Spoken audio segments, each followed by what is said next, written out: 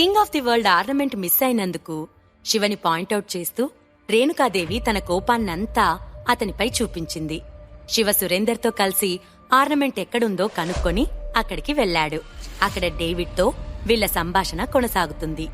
ఏంటి, నా డెన్కి వచ్చి నాకే వార్నింగ్ ఇస్తున్నావా? సురేందర్ నీకు భయపడితే నేను కూడా భయపడతాను అనుకున్నావా? అసలు సాధారణంగా ఏ మనిషి నన్ను కలవడానికి ఇష్టపడడు, భయపడతాడు. అలాంటిది నువ్వు ఇంత ధైర్యంగా నన్నే బెదిరిస్తున్నావా? సరే, ఇప్పుడు చెప్తాను విను. ఆ ఆర్నమెంట్ నా దగ్గరే ఉంది. నేను ఆర్నమెంట్ దొంగలించుకురమ్మని నా మనిషిని పంపించాను.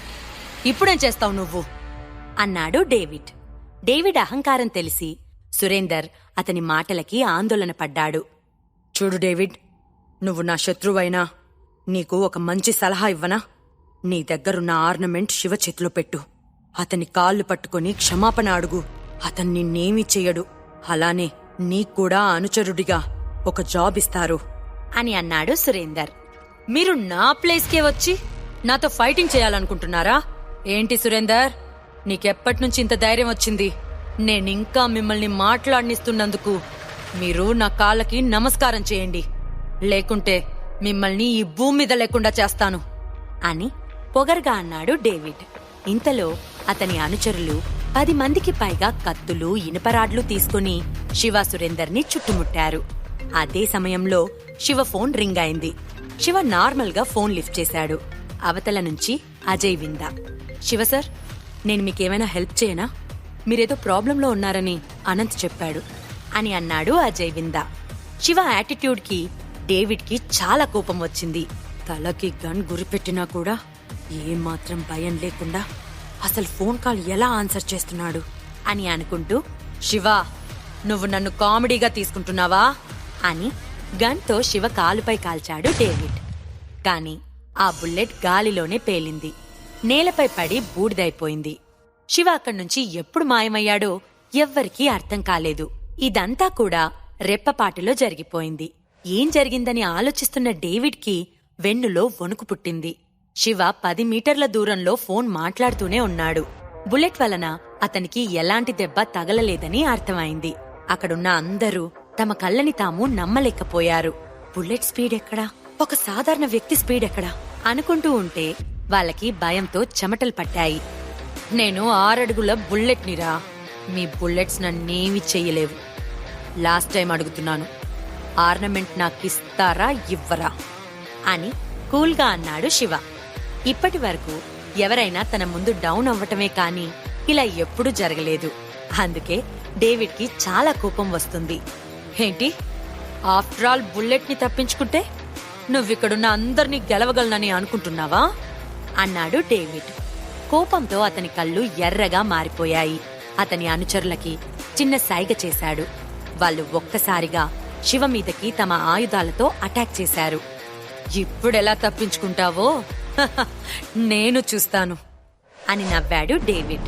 వాళ్ళ అటాక్తో శివ నల్లని గోస్టుగా మారిపోయాడు. శివ గోస్టుగా మారడంతో అంతా చుట్టుముట్టడం వలన వాళ్ళల్లో వాళ్లే ఒకళ్ళనొకళ్ళు కొట్టుకుంటున్నారు. వాళ్ళు ఎంత దాడి చేసినప్పటికీ శివ షర్ట్ పై చిన్న గీత కూడా పడలేదు. శివ ఒక్కసారిగా తన గుండ్రటి గోస్ట్ ఆకారాన్ని విదిలించాడు. అంతే, చుట్టూ ఉన్న అందరూ 10 మీటర్ల దూరంలో పడిపోయారు. అలా దూరంగా పడటంతో అందరికీ బాగా దెబ్బలు తగిలాయి. కేవలం 1 నిమిషంలోనే ఇదంతా కూడా జరిగింది. చూస్తున్న డేవిడ్కి ఏం అర్థం కాలేదు. అతనికి శివని చూస్తే ఒళ్ళు జలధరించింది. కింద పడ్డ వాళ్లల్లో ఒక్కడు కూడా మళ్లీ లేచే పొజిషన్లో లేరు. ఆ కింద పడ్డ వాళ్ళంతా కూడా ఒకేసారి 10 మందిని ఎదిరించగల బలం ఉన్నవాళ్లు. వాళ్లనే మళ్లీ లేవకుండా చేశాడు శివ. గోస్టులా కనిపిస్తున్న శివ డేవిడ్ దగ్గరికి వెళ్తున్నాడు. వద్దు, నా దగ్గరికి రావద్దు, ప్లీజ్ రావద్దు, అరే నన్ను కాపాడండ్రా అని తన అనుచరులను పిలుస్తున్నాడు డేవిడ్. ఇదంతా చూస్తున్న రాబిట్ ఉనికిపోతూ ఓ మూలకి కూర్చున్నాడు. శివ, నీకేం కావాలో చెప్పు, అది ఇచ్చేస్తాను అని అన్నాడు డేవిడ్. భయం అతన్ని కదలనివ్వడం లేదు. అలా నిలబడి సినిమా చూసినట్లు చూస్తారేంట్రా, అతన్ని ఆపండ్రా అని తన అనుచరులని పిలుస్తూ ఉన్నాడు డేవిడ్.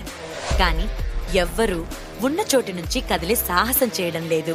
కేవలం 1 నిమిషంలో బుల్లెట్ నుంచి తప్పించుకోవడమే కాదు 10 మంది క్రూరమైన రౌడీలను మట్టి కరిపించాడు. అది తలుచుకుంటేనే అందరికీ వణుకొస్తుంది.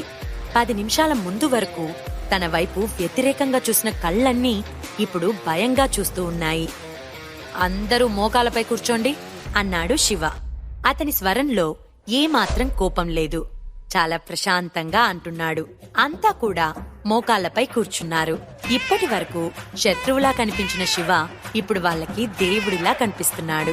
శివని చూస్తుంటే సురేందర్కి గర్వంగా ఉంది.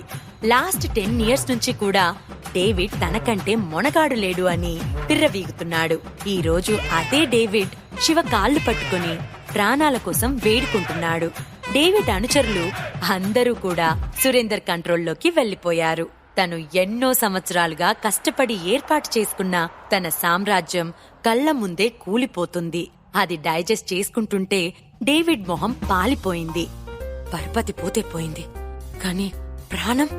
అంతటి డేవిడ్ శివ ముందు, ప్లీజ్ నన్ను చంపొద్దు, నన్ను బ్రతకనివ్వండి అని వేడుకున్నాడు.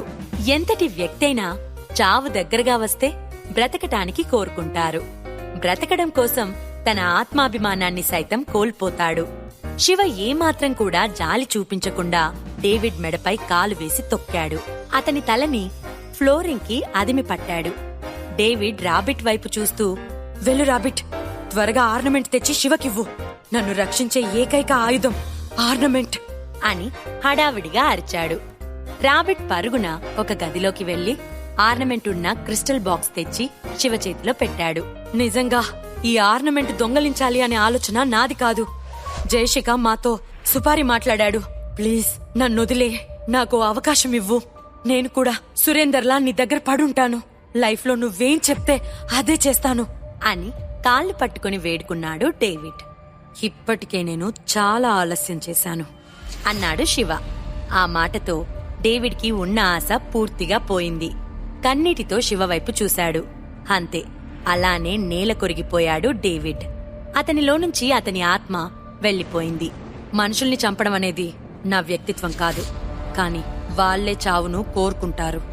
నా జోలికి, నా కుటుంబం జోలికి ఎవ్వరు వచ్చినా నేను వదిలిపెట్టను అని కూల్గా అన్నాడు శివ. శివ సురేందర్ వైపు చూశాడు.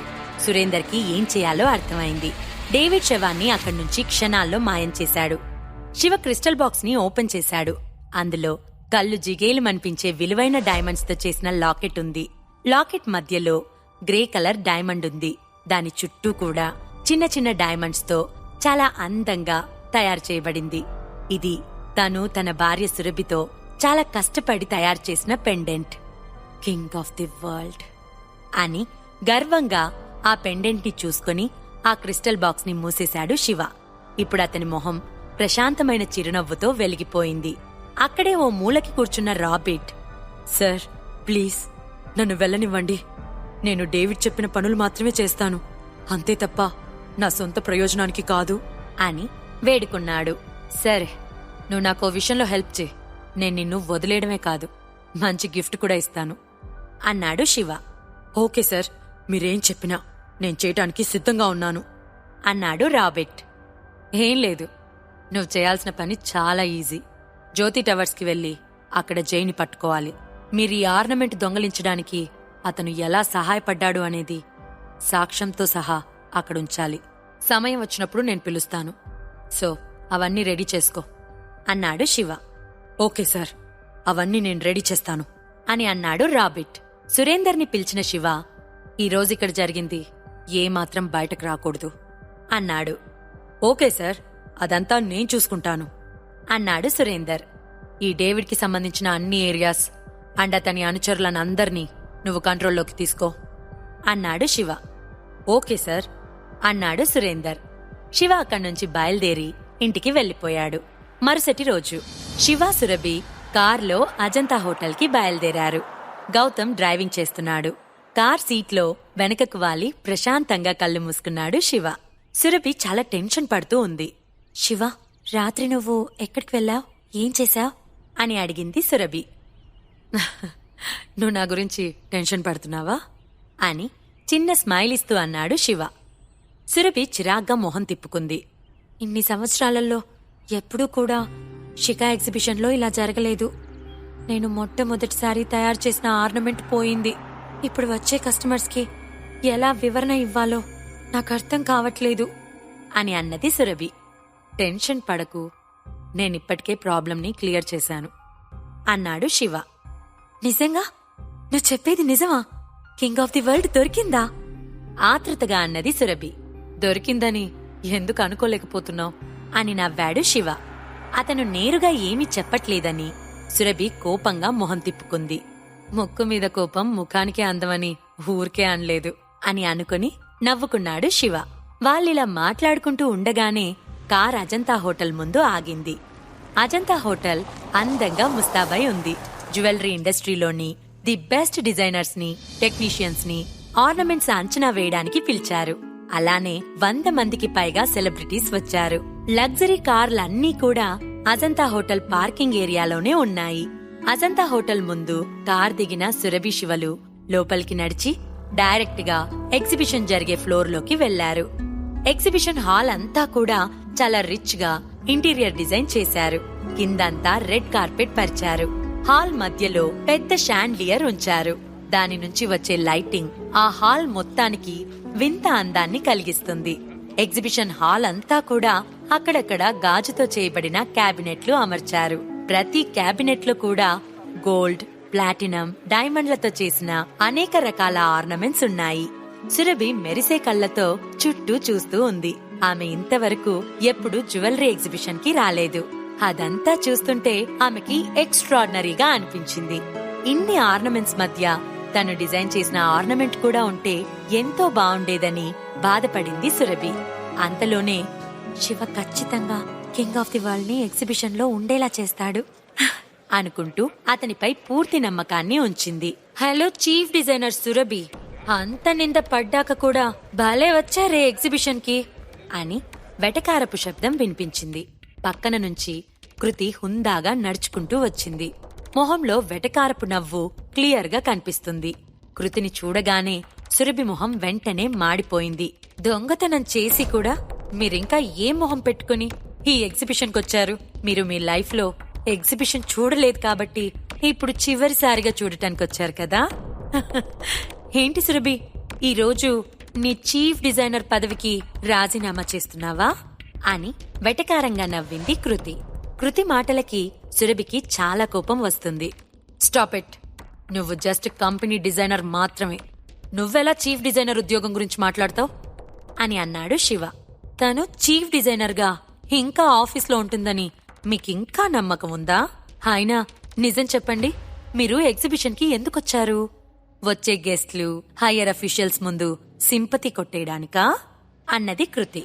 హే శివ, నిన్న కంపెనీలో ఎంప్లాయీస్ అందరి ముందు ఈరోజు కింగ్ ఆఫ్ ది వరల్డ్ ని తీసుకొచ్చి ఎగ్జిబిషన్ లో పెడతానన్నావు, ఇంతకీ తీసుకొచ్చావా అని వెటకారంగా అన్నాడు అప్పుడే వచ్చిన రాహుల్. కృతి రాహుల్లు అనేక మాటలతో సురభి శివలని హేళన చేస్తున్నారు. చుట్టూ ఉన్న కొందరు వాళ్ళ మాటలు విని శివ సురభిల వైపు చీత్కారంగా చూస్తూ ఉన్నారు. అనంత్ వల్ల వీళ్ళకి అవకాశం వచ్చింది కానీ, లేదంటే వీళ్ళు కనీసం జ్యోతి టవర్స్ ని చూడటానికి, ఈ ఎగ్జిబిషన్ గురించి తెలుసుకోవటానికి కూడా పనికిరారు అని పక్కనే ఉన్న షికా ఫ్యామిలీలోని వేరొక ఎగ్జిక్యూటివ్ అన్నారు. ఎలా వచ్చారో అలానే వెళ్ళిపోతారు, వాళ్ళు వెళ్లకుంటే కంపెనీ పంపించేస్తుంది అని మరో సీనియర్ ఎగ్జిక్యూటివ్ అన్నది. ఇలా ఒక్కొక్కరు ఒక్కొక్క మాట అని వాళ్ళని తీవ్రంగా అవమానిస్తున్నారు. ఈ అవమానాన్ని తట్టుకోలేక గట్టిగా తన పెదవులను కొరుకుతూ ఉంది సురభి. వాళ్ళ మాటలు నువ్వేం పట్టించుకోకు, ఎగ్జిబిషన్ స్టార్ట్ అవుతుంది, మనం వెళ్లి కూర్చుందాన్రా అని సురభితో అన్నాడు శివ. సురభి శివలు ఎగ్జిబిషన్లో వీఐపీలు కూర్చునే వైపు నడుస్తూ ఉంటే, ఆగండక్కడే అని అన్నది కృతి. అది వీఐపీల కోసం ఏర్పాటు చేసిన ప్లేస్, ఇంకా మీరు వీఐపీలు అనుకుంటున్నారా అని వెటకారంగా నవ్వింది కృతి. శివ అనుకుంటే సురభిని కంపెనీ చైర్మన్ ని చెయ్యొచ్చు, కాని ఎందుకు అన్ని అవమానాలు పడుతున్నాడు? తన కోసం శివ ఎంతో రిస్క్ చేస్తున్నాడు, అయినా సురభి అతనిని ఇష్టపడటం లేదు ఎందుకు? ఈ ప్రశ్నలకు సమాధానాలు తెలుసుకోవాలంటే నెక్స్ట్ ఎపిసోడ్ వినాల్సిందే. క్రింద ఇచ్చిన లింక్ ని క్లిక్ చేసి పాకెట్ ఎఫ్ఎం యాప్ ని ఇన్స్టాల్ చేసుకోండి. Stay tune to pocket FM.